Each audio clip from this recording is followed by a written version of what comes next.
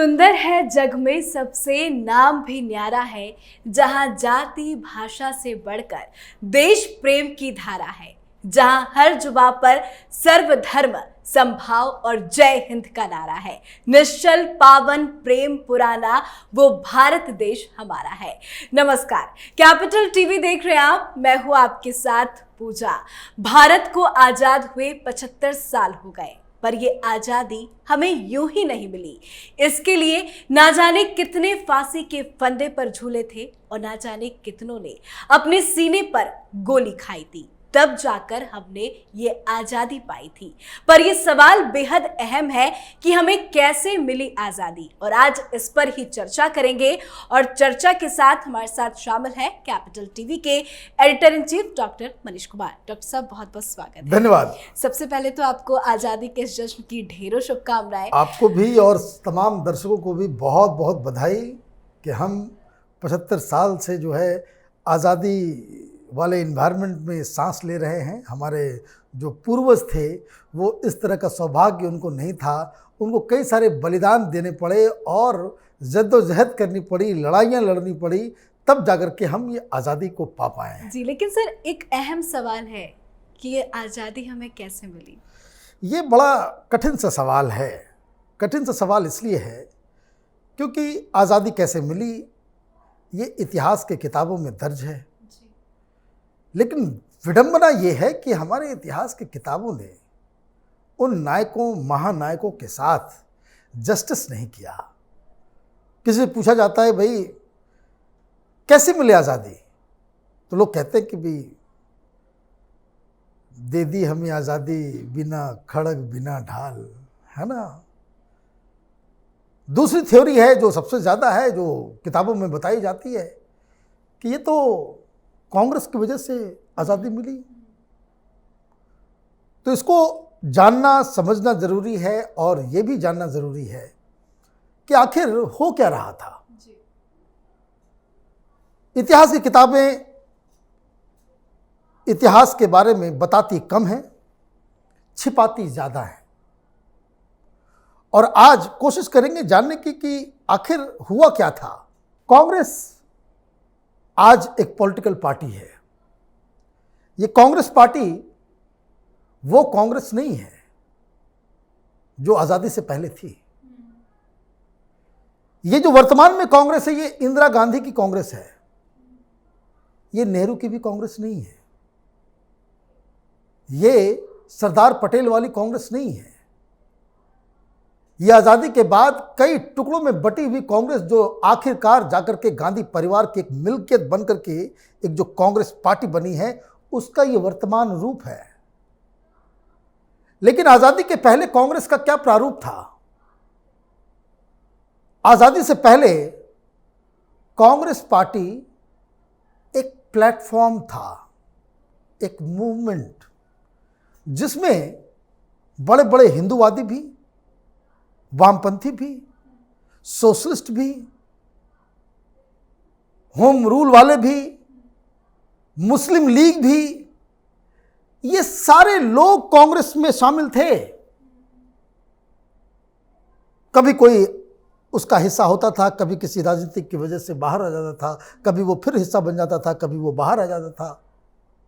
आपस में ये लड़ते भी थे, झगड़ते भी थे, ये तमाम तरह की चीज़ें होती थी। तो पहले ये क्लैरिटी हो जानी चाहिए कि ये जो कांग्रेस पार्टी और इतिहासकार ये जो कहते हैं कि कांग्रेस पार्टी ने आज़ादी दिलवाई, ये बाकी लोग कहाँ थे, तो उसका ये जवाब है। और मैं आपको बता दूं, चार कांग्रेस के ऐसे अध्यक्ष हुए आज़ादी से पहले जो साइमल्टेनियसली हिंदू महासभा के भी अध्यक्ष थे। मतलब ये कि वो हिंदू महासभा के भी अध्यक्ष हैं और कांग्रेस पार्टी के भी अध्यक्ष हैं।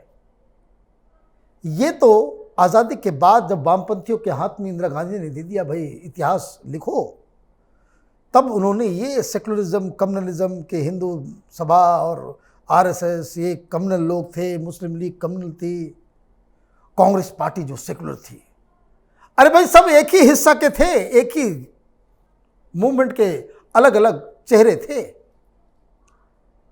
इसलिए ये दोनों बातें कि गांधी जी की वजह से आज़ादी मिल गई और कांग्रेस पार्टी की वजह से आज़ादी मिल गई, ये दोनों ही असत्य है, झूठ है। आज़ादी की वजहें कुछ और थी।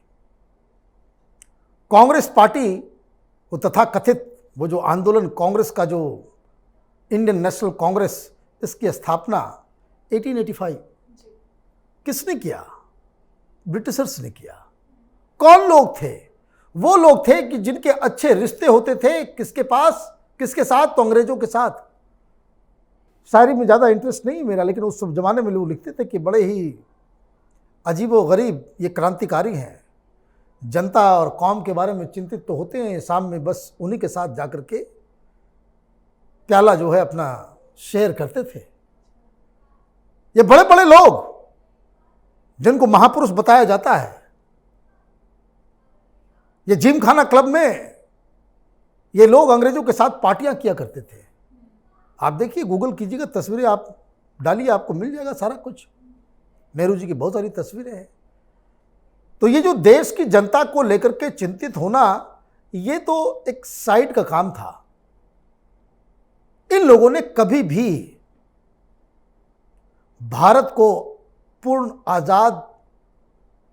आजादी मिले इसकी मांग कभी की ही नहीं। इसको समझना जरूरी कि 1885 में कांग्रेस जो बनाया गया वो एक सेफ्टी वल्व की तरह इसकी स्थापना की गई कि अंग्रेजों की हुकूमत है, बहुत जगह डिस्कंटेंट होगा, बाहर के लोग कर रहे हैं तो डिस्कंटेंट होगा, तो ये डिस्कंटेंट कहाँ लोग जाकर के अपने ग्रीवेंस को बताए, कुछ प्लेटफॉर्म तो होना चाहिए।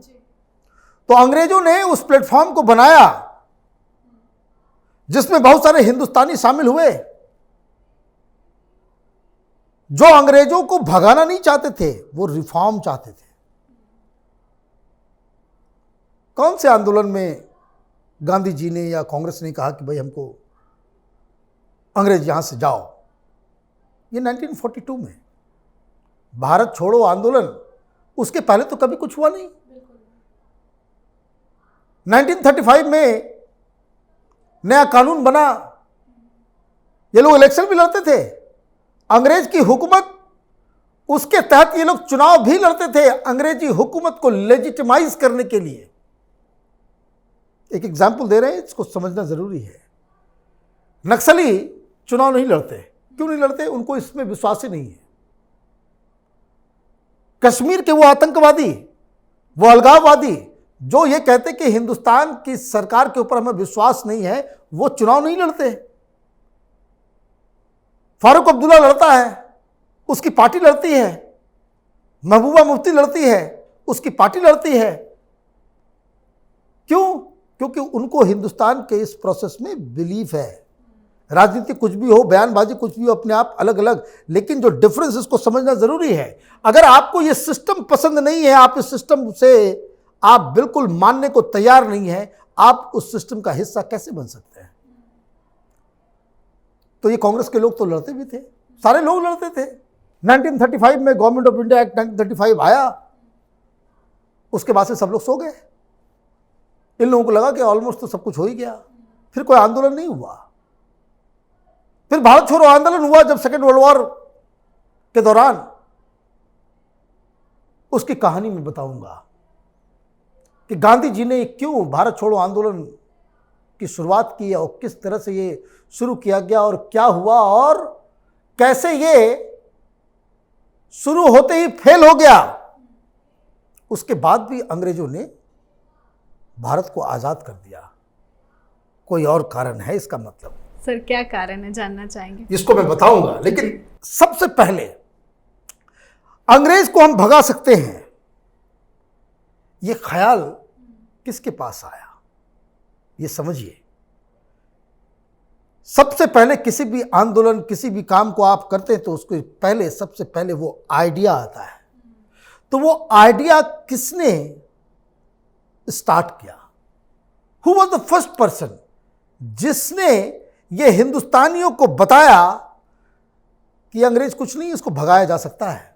ये सावरकर ने किया अपनी एक किताब लिख करके, है ना, India first war of independence. उन्होंने किताब लिखी किसके ऊपर? उन्होंने किताब लिखी सन 57 की क्रांति के ऊपर। कांग्रेस इतिहासकार, ये वामपंथी इतिहासकार अभी भी बताते हैं इसको, कहते हैं कि भाई ये सेपॉय म्यूटनी है, मतलब सिपाहियों का विद्रोह था, ये कोई आज़ादी की लड़ाई नहीं थी। लेकिन सावरकर ने उस वक्त ही ये थ्योरी दी कि वो दरअसल कोई अपनी जमीन जायदाद, राजा रजवाड़ा, अपने अधिकारों को बचाने के लिए नहीं, बल्कि उसका जो प्रारूप था वो अंग्रेजों को भगाने वाला था। वो पहली आज़ादी की लड़ाई थी, वो पहला स्वतंत्रता संग्राम था। और वो डिटेल किताब में उन्होंने लिखा और उन्होंने बताया कि भाई क्या क्या कमियां रह गई। अगर वो कमियां नहीं होती तो 1857 में ही अंग्रेजों को मार के भगा दिया गया होता। अब इसका इम्पैक्ट क्या हुआ? इसका इम्पैक्ट ये हुआ कि उस जमाने में लोग कहते थे कि भाई ब्रिटिश साम्राज्य तो इतना महान, तो अमेरिका चाइना कुछ नहीं है जो रुतबा ब्रिटिश साम्राज्य का होता था। लोग कहते थे कि भाई सूरज इतना बड़ा है ये ब्रिटिश साम्राज्य कि जिसमें सूरज कभी अस्थिर नहीं होता। और सरकार को उस समय कहते थे माई बाप। तो ये दिमाग देना कि अंग्रेजों को भगाया जा सकता है और ये शासन जो है हमारे ऊपर लादा गया है, ये हमारा शोषण कर रहे हैं, ये हमारे रिसोर्सेज को लूट रहे हैं, हमें गरीब बना रहे हैं, कल्चरली भी सोशली भी हर तरीके से हमारा जो है दोहन हो रहा है और इसको भगाना ज़रूरी है। तो ये पूरी कहानी वहाँ से शुरू होती है और उसके बाद जैसे ही 1900 में हम लोग आते हैं तो धीरे धीरे ये आइडियाज़ जो है वो लोगों तक पहुँचने लगता है और फिर महाराष्ट्र की धरती से जो है तिलक वो जागृत होते हैं और उसके बाद फिर ये सिलसिला धीरे धीरे धीरे कांग्रेस एक प्लेटफॉर्म बनता चला जाता है। गांधी जी फिर आते हैं 1913 के आसपास साउथ अफ्रीका से, फिर धीरे धीरे वो आंदोलन का एक हिस्सा बन जाते हैं, उसके लीडर बन जाते हैं। लेकिन क्या आंदोलन किया उन्होंने? एक गुजरात में आंदोलन किया और एक पूर्वी चंपारण में आंदोलन किया। सबसे पहले वहाँ नील इंडिगो को लेकर के, वहाँ के किसानों को लेकर के आंदोलन किया। लेकिन उन आंदोलनों का पर्पस ये नहीं था कि अंग्रेज को भगा दो। असहयोग आंदोलन उन्होंने किया। पर्पस ये नहीं था कि भाई उसको जो है आप कि अंग्रेजों को भगाओ। पर्पस था रिफॉर्म का। कांग्रेस भी टूट गई।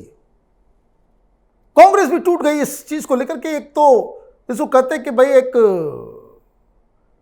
शांत दल था, एक गरम दल था, एक उस तरह का डिवीजन लोग करते हैं। लेकिन हकीकत क्या है कि कांग्रेस की स्ट्रेटजी को लेकर के आपस में फूट पड़ गया। जो गरम दल के लोग थे वो कहते थे कि भाई अंग्रेज को बाहर करो, उससे ये, और बाकी जो कांग्रेस, गांधी, नेहरू और इस तरह के जो लोग थे वो कहते थे कि भाई अर्जी देते हैं, रिफॉर्म कर दो, ये हमें चाहिए, ये कानून में बदलाव कर दो। जब आप कानून में बदलाव की मांग करते हैं अंग्रेजी हुकूमत से, इसका मतलब ये होता है कि आप उसके शासन को न सिर्फ मान रहे हैं बल्कि समाज में, राजनीति में, स्ट्रक्चर में, शासन प्रशासन में बदलाव करने का अधिकार भी आपने किसको दे दिया? अंग्रेजों को। इसलिए तो आप विनती करते हैं, आप पिता को पिता मानते हैं, तब तो आप पिता से कहते हैं कि हमको मोटरसाइकिल चाहिए। आप लेजिटिमाइज करते हैं उनके पोजीशन को। तो ये जो अर्जी देने का जो सिलसिला गांधी, नेहरू और बाकी लोगों के द्वारा किया गया, दरअसल वो अंग्रेजी हुकूमत को लेजिटिमाइज करने वाला आंदोलन बनता चला गया। दे नेवर सेड कि भाई पूरी तरीके से हटा दो। 1930 के आसपास इस तरह की बातें भी हुई, लेकिन उसका कोई फायदा नहीं, उसका कोई माने मतलब कोई आंदोलन नहीं किया गया। फिर उसके बाद आपने जोड़ जाड़ करके फिर बीच में मालूम चल रहा है कि उसमें आपने खिलाफत को भी डाल दिया, ये भी डाल दिया, वो भी डाल दिया, पूरा खिचड़ी पका दिया आपने, कंफ्यूज्ड। और जो लोग मतवाले थे, जो आजादी के लिए जान देने के लिए तैयार थे, भगत सिंह, चंद्रशेखर आजाद, राजगुरु, इस तरह के लोगों, उनको आपने दरकिनार कर दिया, उनको आपने विलेन बना दिया। मतलब क्या था? मतलब आपको राजनीति करनी थी, आपको जो है बड़ा बन के रहना था, ताकि आपको इंग्लैंड बुलाया जाए, वहां पे आप विक्टोरिया से मिलें, आप जो है चर्चिल से मिलें, वहां वाद संवाद हो, आप इतने बड़े जिसको कह सकते हैं राष्ट्र का आप चेहरा बन जाओ और लोगों की चिंता आपने कभी इस तरह के आंदोलन को आपने बढ़ाया ना, आप धीरे धीरे धीरे धीरे करके आप इस तरह से कर रहे थे, तो लोग उब गए। भगत सिंह तो आजादी के लिए अंग्रेजों को भगाने के लिए लड़ रहे थे। कौन लड़ रहा था कि भाई अंग्रेजों को भगा दो? कहां है कोई दस्तावेज, कोई कुछ? रेजोल्यूशन पास कर दिया, चलो भाई हमें अब पूर्ण आजादी चाहिए, ये चाहिए, वो चाहिए। लेकिन उसके लिए कोई आंदोलन उस तरह से तो हुआ नहीं। तो 1919 में एक रिफॉर्म आ गया, फिर सब लोग शांत हो गए कि भाई और भी चाहिए, ये रिफॉर्म ठीक नहीं है, रिफॉर्म में कुछ और चाहिए, रिफॉर्म। कांग्रेस यही करते रही, अर्जी देते रही अंग्रेजों के सामने, मिन्नतें करते रही। और जो लोग अंग्रेजों से लड़ने की घोषणा कर दिए, जिन लोगों ने अंग्रेजों से लड़ने का ठाना, उसको आपने अभी भी, और देखिए शर्मनाक बात, यूपीएससी में, एनसीईआरटी की किताबों में ये कहते हैं कि भाई ये तो टेररिस्ट थे। गांधी जी को इतिहासकार, वामपंथी और सारे लोग कहते भाई ये तो चंद्रशेखर आजाद और ये लोग तो टेररिस्ट थे। बहुत सारी किताबें हैं, इतिहास का पन्ना है जिसमें जो ब्रिटिशर्स लिख रहे हैं कि भगत सिंह को फांसी चढ़ाने से पहले कई बार इन लोगों की मुलाकात हुई, सब लोगों को लगा कि भाई गांधी जी कुछ बोलेंगे कि भाई ये इसको फांसी मत दो। कभी किसी ने मना, किसी ने गुजारिश तक नहीं की कि भाई वो पॉपुलर हो रहा है, लोगों के दिमाग में चढ़ जाएगा, इनकी राजनीति खत्म हो जाएगी। तो ये इस तरह से ये लोग चलते रहे, चुनाव भी लड़ते थे, बाकायदा ये लोग जनप्रतिनिधि बनकर के पार्लियामेंट और इस सब में अपना भाषणबाजी भी करते थे। फिर उसके बाद 1935 तक आते आते वहां पे आ गया रिफॉर्म, बड़ा भारी भरकम रिफॉर्म आया। बहुत सारी चीज़ें 1935 गवर्नमेंट ऑफ इंडिया एक्ट की जो है वो इंक्लूडेड है अभी वर्तमान संविधान में भी। उसके बाद ये लोग सो गए, आपस में ही लड़ना झगड़ना, सुभाष चंद्र बोस को फिर बाहर निकाल दिया, ये कर दिया, वो कर दिया। तो सुभाष चंद्र बोस 1940 तक आते आते उनको समझ में आ गया कि भाई इन लोगों में दम नहीं है, ऐसे तो देश आज़ाद होगा नहीं, ये तो अंग्रेजों के साथ पार्टी कर रहे हैं, ये अंग्रेजों के साथ तो उनके साथ बैठ करके ये लोग थ्योरीज निकालते हैं और सारा कुछ करते हैं। तो नेताजी ने नया रास्ता चुना, और नया रास्ता ये था कि सेकेंड वर्ल्ड वॉर के दौरान उनको लगा कि भाई यही मौका है कि आप अपनी एक सेना बनाएं और उसके बाद आप ब्रिटेन के खिलाफ लड़ाई शुरू कर दें। और जो 25 लाख के आसपास सैनिक थे ब्रिटिशर्स के जी, उसमें कुछ हजार के आसपास ब्रिटिश ऑफिसर्स होंगे, बाकी जो सेना थी वो हिंदुस्तानी थी। तो सुभाष चंद्र बोस का ये मानना था कि जब एक बार इस तरह की लड़ाई शुरू होगी तो जो हिंदुस्तानी सैनिक हैं उनके अंदर देशभक्ति का जज्बा उफान मारेगा और वो विद्रोह कर देंगे। किस तरह का? ठीक वैसे ही जैसा 1857 में हुआ। सन 57 में जो मंगल पांडे ने जिस तरीके से वो बिगुल फूका था वो वैसा हो जाएगा और ब्रिटिश गवर्नमेंट यहाँ पंगु बन जाएगी, उनको छोड़ के जाना पड़ेगा। स्ट्रेटजी में कोई गड़बड़ी नहीं है, स्ट्रेटजी अच्छी है। एक तरफ नेहरू थे, गांधी थे, जो फर्स्ट वर्ल्ड वॉर में भी और सेकेंड वर्ल्ड वॉर में भी इन लोगों ने ब्रिटिश का साथ दिया।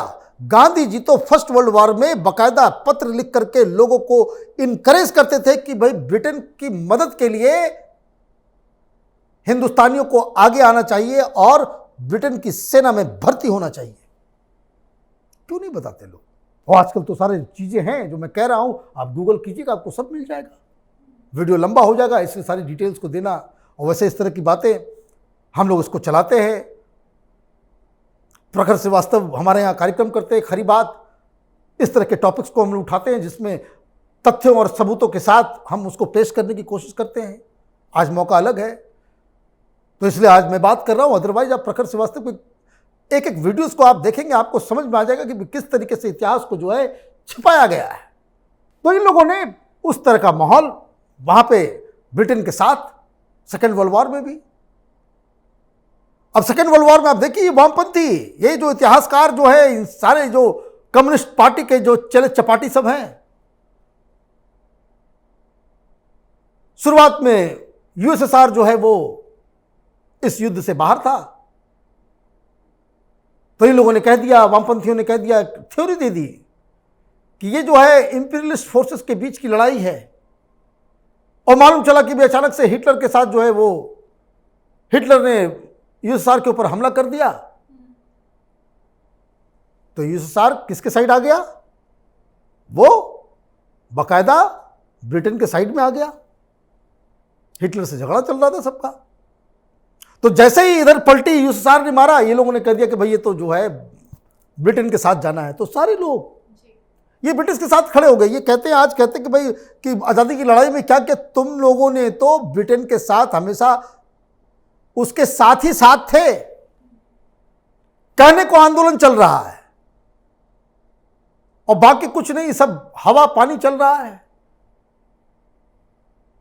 गांधी जी ने 1935 के बाद या इनफैक्ट उससे पहले भी कौन सा आंदोलन किया कि जिसमें क्लियर कट उस आंदोलन का पर्पस ही अंग्रेजों को बाहर भगाने का था? मुझे तो नहीं मिला। आप लोगों को मिला हो बताइए। लोग मर रहे हैं, फांसी दिया जा रहा है,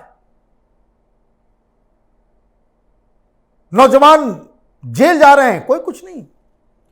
तो हुआ यह कि भाई जब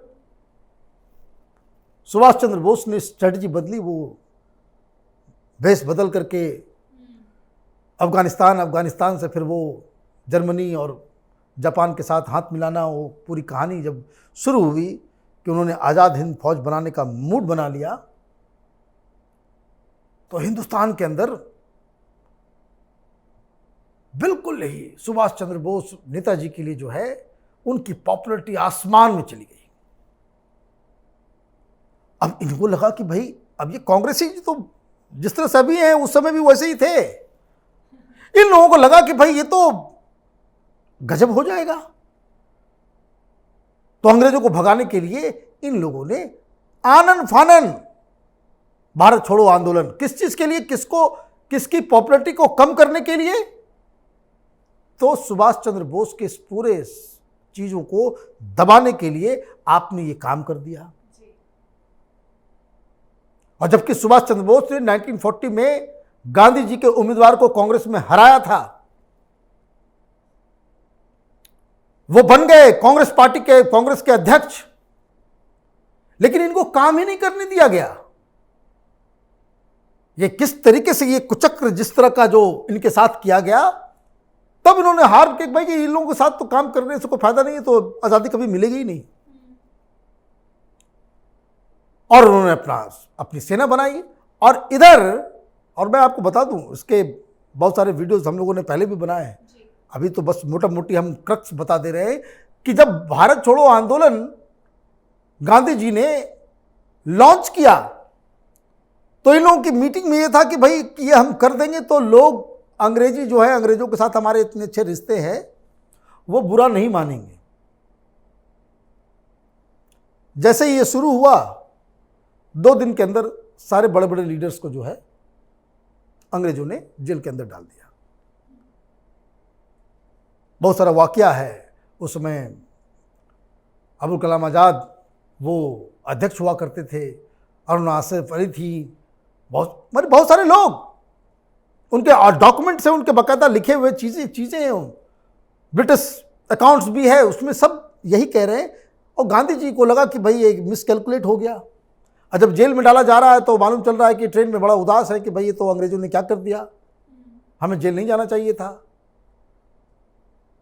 कब ये लोग जेल गए, जैसे सावरकर जेल गए तो उनको तो काला पानी के अंदर, अब ये लोग जेल के अंदर जाते थे तो किताब लिख पाते थे, बस जेल के अंदर में भी इनको सारी सहूलियत मिलती थी।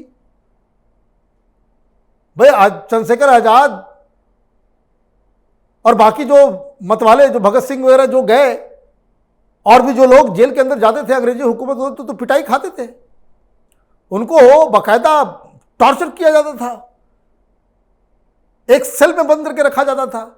और ये जो महानुभाव लोग जो थे जिनके बारे में इतनी बड़ी बड़ी बातें बताई जाती है, मालूम चलता है कि इनको इतना फुर्सत थी कि वो किताब भी लिख लेते थे, अखबार भी पढ़ते थे, वो किताब भी पढ़ते थे, रेडियो भी सुनते थे, सारा सिस्टम जो है वो ठीक हुआ करता था। गांधी जी की तबीयत खराब हो जाती थी तो अंग्रेज कहते थे कि भाई जाइए वो। और जब तक जेल में रहते थे तो लोगों को लगता था कि भाई गांधी जी जेल में है, महान व्यक्तित्व है, इस तरह की चीज़ें होती थी। तो अब जब ये सारी चीज़ें हो गई और जब सेकेंड वर्ल्ड वॉर के दौरान बाकायदा आज़ाद हिंद फौज वो हार जाती है, वो लोग बॉर्डर तक आने वाले होते हैं, तो उस समय भी कांग्रेस पार्टी ने कहा था कि भाई गुरिल्ला फाइटर्स बनाओ। ये नेहरू के लेटर्स हैं, किससे लड़ने के लिए? आज़ाद हिंद फौज से लड़ने के लिए। आज़ाद हिंद फौज जो भारत को आज़ाद कराने जा रहा है, जिसे नेताजी सुभाष चंद्र बोस ने बनाया, ये कांग्रेसी उसको हराने के लिए गुरिल्ला फाइटर्स खड़ा करने की बात कर रहे थे उस समय। अब जब ये सारी चीज़ें हो रही थी तो एक नया एक एलिमेंट आया, और इसकी भी दास्तां है, हम लोगों ने वीडियोस उसके ऊपर हम लोगों ने बनाए हैं कि किस तरीके से सुभाष चंद्र बोस की स्ट्रेटजी में कि हिंदुस्तान के युवाओं को ब्रिटिश आर्मी में डालो, कि जब वक्त आएगा तो ये लोग जब विद्रोह करेंगे तब अंग्रेज कहीं के नहीं रहेंगे। ये सावरकर ने सुभाष चंद्र बोस को ये आइडिया दिया था कि ज़्यादा से ज़्यादा युवाओं को भेजो, कि जब युद्ध का वक्त आएगा, जब क्रूशियल जंक्चर आएगा, तो जो हिंदुस्तानी 25 लाख की माने फौज है, उसमें सिर्फ हजार के आसपास जो है, 3000-4000 के आसपास जो है ब्रिटिश ऑफिसर्स हैं, बाकी लाखों की संख्या में हिंदुस्तानी हैं। आधे भी उसमें अगर ये हो जाएंगे कि भाई देश को आज़ाद कराना है, तब ये अंग्रेज कहाँ जाएंगे। और उसके बाद हुआ यही कि कराची और बम्बई, वो आईएनएस कहते हैं उसको, उसमें नेवी के लोगों ने विद्रोह कर दिया। और उस समय के जो सेना अध्यक्ष थे ब्रिटिश के, वो लगातार रिपोर्ट, जो ये तो रिटन डॉक्यूमेंट्स हैं, वो कह रहे हैं कि ये जो आज़ाद हिंद फौज जब से बनी है तब से स्थिति हमारे हाथ से बाहर चली गई है, सिचुएशन हमारे कंट्रोल में नहीं है, कभी भी आर्मी के अंदर विद्रोह हो सकता है, हम कंटेन नहीं कर पाएंगे।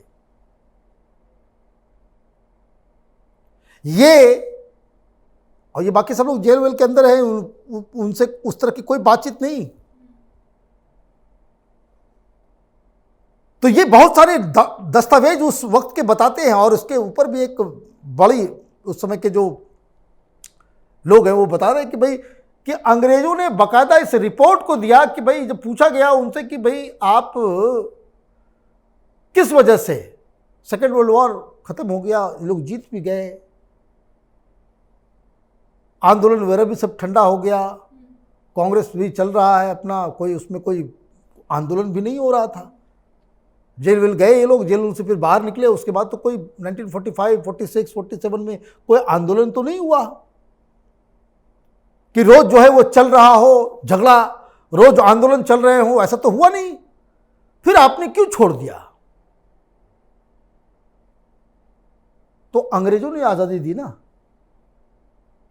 तो जो सबसे बड़ी बात जो होगी भाई अंग्रेज ही बताएंगे भाई किस वजह से हमने आज़ादी दी, क्यों हम छोड़ के भागे। उन्होंने कहा कि इस आज़ाद हिंद फौज की वजह से हमारे अंदर ये कॉन्फिडेंस हमारा हिल गया था कि कहीं इस तरह की भावनाएं लोगों के अंदर, सेना के अंदर आ जाती है और विद्रोह हो जाता है, तब तो हम बचेंगे नहीं। बाकायदा एक एग्जिट प्लान बनाया गया ब्रिटिश के द्वारा कि कैसे धीरे धीरे करके कराची और मुंबई पहुंच करके जहाज पे बैठ करके निकल जाना। 1946 में तो वो लोग भाग रहे हैं किसके डर से? तो ये जो अलख नेताजी सुभाष चंद्र बोस ने जलाया था उसकी वजह से, और माउंटबेटन के साथ नेहरू जी पार्टी कर रहे हैं। बहुत सारी कहानियां उसकी चर्चा में आ रही है। तो ये उसकी असली वजह है कि जब ब्रिटिशर्स को लगा कि जिस सैनिक, जिस बल, जिस हथियार, जिन लोगों की वजह से, जिस आर्मी की वजह से हम भारत के ऊपर हुकूमत कर पा रहे हैं, उसके अंदर वो अविश्वास पैदा हो जाना कि म्यूटनी हो सकती, विद्रोह हो सकता है। इस वजह से उन लोगों ने ये एग्जिट प्लान बनाया और भारत को आज़ादी दे दी। उसके 3 साल 4 साल 1942 के बाद कोई बड़ा आंदोलन नहीं हुआ देश के अंदर में, लेकिन इन लोगों को वो एलिमेंट समझ में आ गया कि ये जो देशभक्ति की भावना, ये जो उसने जगाया है आज़ाद हिंद फौज ने, वही मुख्य कारण है कि जिस वजह से अंग्रेज यहाँ से छोड़ के चले गए। और विडंबना देखिए, ये इतने लॉयल थे अंग्रेजों के कि आज़ाद हिंद फौज में शामिल किसी भी सैनिक को आर्मी में बहाल नहीं किया गया। और ये तो पब्लिक स्टेटमेंट है नेहरू का कि इन सब के खिलाफ जो है कोर्ट मार्शल किया जाए, और उनका ट्रायल हुआ। अब ये देखिए, आज वो लोग जो अंग्रेजों के साथ मिलकर के पार्टियां किया करते थे, जो लोग अंग्रेजों की हुकूमत को लेजिटिमाइज किया करते थे, उनको लेजिटिमेसी प्रदान करते थे, वही उन्हीं की तस्वीरें हर जगह हैं कि इन्होंने आज़ादी दी है। तो दे दी मुझे आज़ादी बिना खड़ग बिना ढाल, ये मैं नहीं मानता, क्योंकि हकीकत वही है जो मैंने बताया। कांग्रेस पार्टी जो ये क्लेम करती कि कांग्रेस की वजह से देश को आज़ादी मिली है, उनका योगदान हो सकता है लोगों के अवेयरनेस को चलाने में, करने में, लेकिन इतिहास और उसके जो चैप्टर्स हैं वो, और जो अंग्रेज़ों के अपने बयानात हैं, जिस वजह से अंग्रेज हिंदुस्तान छोड़ के गए, जो उनके सामने जो चुनौतियां थी, उन दोनों को अगर हम सामने में रखते हैं तो ये बिना किसी शक, बिना किसी शंका के ये कहा जा सकता है कि अगर बोस ने आज़ाद हिंद फौज नहीं बनाई होती, आज़ादी 1947 में नहीं, तो पूरा क्रेडिट उनको जाता है। राइट। बिल्कुल सर, 75 साल हो गए, हमने इतिहास के पन्नों में भी ऐसी कहानियां नहीं पढ़ी जो आपने बताया। बहुत बहुत शुक्रिया सर। धन्यवाद। बिल्कुल, तो देश ऋणी है उन क्रांतिवीरों का जिन्होंने देश को गुलामी की जंजीरों से आज़ाद कराने के लिए अपना सब कुछ न्यौछावर कर दिया। सभी वीर सपूतों को हमारा नमन। आप सभी को स्वतंत्रता दिवस की ढेरों शुभकामनाएं। जय हिंद।